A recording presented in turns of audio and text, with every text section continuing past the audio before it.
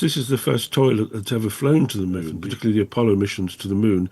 They did not take a toilet because we're not designed to live in zero gravity. During the first days of the Artemis 2, there were reports of issues with the bathroom system aboard Orion. What exactly happened and how was the problem resolved by the crew and mission control?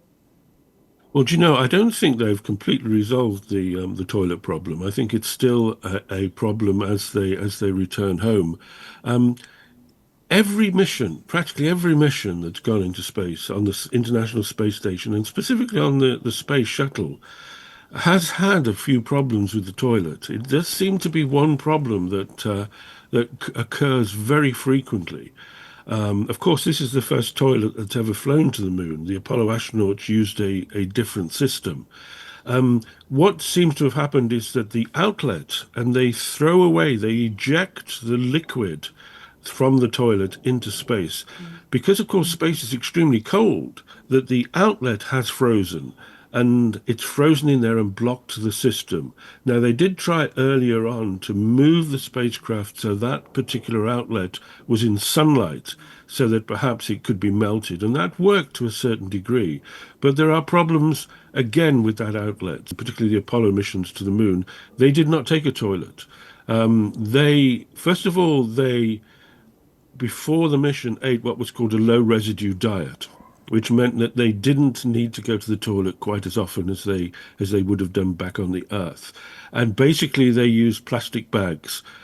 Plastic bags were used and then they were sealed, and then they were either the liquid was either ejected into space or the solid waste was mixed with antibacterial powder to make sure that it weren't going to be a problem. And actually, they were returned to Earth to be studied by biologists because they are experts in human physiology when they go to the moon. And they wanted to know how weightlessness and everything else affected the human digestive system. There are a whole host of effects that happen to the body in zero gravity because we're not designed to live in zero gravity. So on the space station, it affects your immune system, your endocrine system, your nervous system, your bloods. It affects the density of your bones. It affects the distribution of water in your body.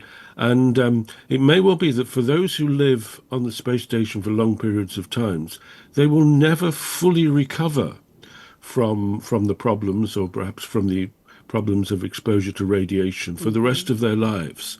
It's an occupational hazard. However, going to the moon for 10 days or so shouldn't be a problem because they'll be able to recover from such a short period in space, except if there's a solar radiation storm.